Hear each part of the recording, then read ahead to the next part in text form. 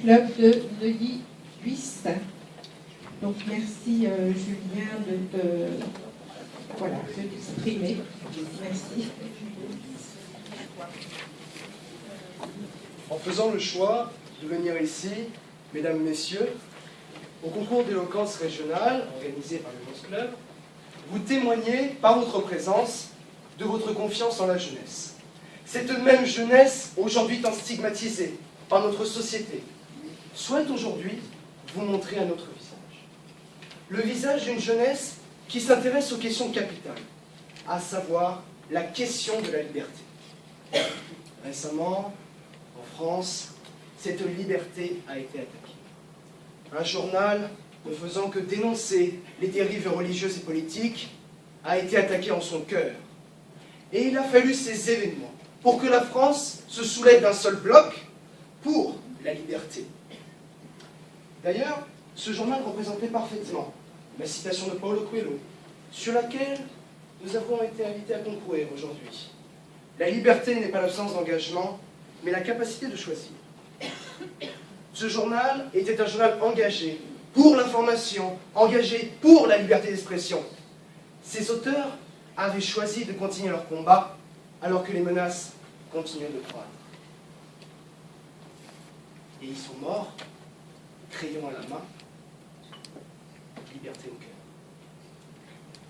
La liberté est une idéologie qui fait partie de nos institutions, qui fait partie de notre constitution, et même de notre devise nationale. Liberté, égalité, fraternité. D'ailleurs, vous ne vous êtes jamais demandé pourquoi le mot liberté était-il placé en premier de notre devise? Non pas parce que ça sonne bien. Je doute que Robespierre, qui était l'initiateur de cette devise dans un discours en 1790, avait le cœur à faire de la poésie. La notion de liberté est placée en premier de notre devise car elle est la base même de la démocratie, la garantie de la République pour tous et par tous, et l'essence même de l'unité entre les hommes. Elle nous garantit ainsi la liberté d'entreprendre, la liberté d'être égaux. Mais aucun homme vivant dans cette démocratie n'est obligé d'être l'égal de son voisin. Aucun homme n'est obligé d'aider cette retraitée qui croise 8 jours dans l'escalier de son immeuble, un sac de course à la main.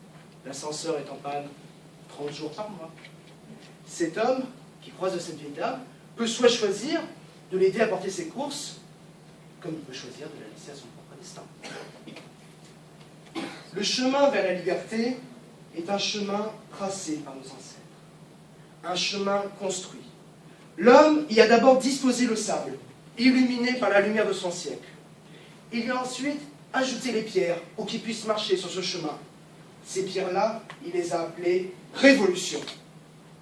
Après avoir marché une première fois sur ce chemin, encore sinueux et dangereux, l'homme est revenu sur ses pas. Il a repris ces pierres-là et il les a taillées, il les a polies. Ces pierres-là, il les a appelées républiques.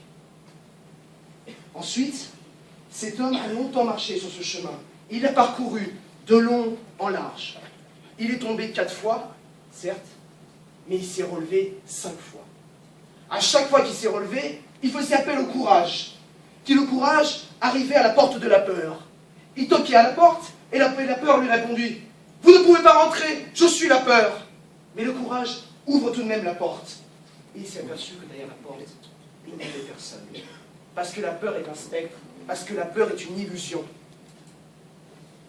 C'est cet esprit-là qui était présent lors des sombres années de notre histoire, lors de la Seconde Guerre mondiale, où chaque homme se battait pour sa liberté, la liberté des autres et la liberté de sa patrie. Aujourd'hui, dans un monde de plus en plus fermé, de plus en plus restreint et surveillé, que nous reste-t-il de notre passé? Alors, apprendre à aimer, apprendre à vouloir, apprendre à désirer, voilà ce qui nous reste à réapprendre. Dans un monde où la consommation domine, dans un monde où chaque homme n'est plus considéré comme un homme, mais est considéré comme un consommateur, un acheteur, où sa seule mission est d'acheter, acheter, acheter. Dans ce monde-là, nous avons la capacité de ne pas adhérer à la règle générale. Dans un monde où l'information la plus capitale peut bien passer à une simple page de pub, nous avons la capacité de distinguer l'essentiel et le superflu. Dans un monde où le mensonge est devenu une banalité, la franchise est une rareté. Nous avons la capacité de distinguer le vrai du faux. Réfléchissez.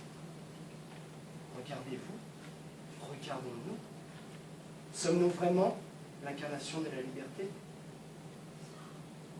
Notre soif de pouvoir, de conquête et d'argent nous fait oublier l'essentiel de notre présence sur Terre. Nous fait oublier que nous sommes des humains, que notre mission n'est pas de réussir notre vie professionnelle, mais de réussir notre vie personnelle, d'aimer ses proches. Nous n'avons pas le temps. Nous n'avons pas le temps de nous intéresser à nos proches. Nous n'avons pas le temps de nous intéresser à leur vécu, à leur ressenti, à leur histoire. Nous n'avons pas le temps de savoir ce qu'ils pensent de nous. Et nous n'avons pas le temps de leur accorder du temps. Nous n'avons plus le temps. Alors oui, mesdames, messieurs, apprendre à aimer, apprendre à vouloir, apprendre à décider. Voilà ce qui nous reste à faire. Mais alors, me diriez-vous, mais que choisir? Nous sommes libres à nous engager, mais sommes-nous pour autant capables de choisir notre destinée, notre vie? À chaque fois que nous hésitons devant une décision qui nous semble plus ou moins lointaine et floue, nous interrogeons notre conscience. Une première voix va alors s'élever, c'est la fierté qui nous dit « c'est impossible ». Une deuxième voix envoie alors la première, c'est l'expérience qui nous dit « c'est risqué ». Et nous sommes là, déjà un peu interloqués par cette première voix. Et une troisième voix va conclure ce bref débat intérieur. C'est la raison qui nous dit « c'est sans issue ». Et nous restons là, les bras ballés, à ne plus savoir quoi faire, à nous dire que de toute façon, cette idée était trop grande pour nous. Et nous abandonnons, comme tant d'autres l'ont fait avant nous. Mais ce sont pourtant ces mêmes personnes qui ont abandonné, qui ont fait de la liberté ce qu'est la liberté. Ces mêmes personnes auxquelles on leur a dit « Oh, vous et vos idées d'ailleurs, vous n'êtes que de simples gouttes d'eau face à l'immensité de l'océan. » Mais alors, une petite voix va s'élever. Au fond de vous, au fond de nous, c'est notre cœur qui nous murmure.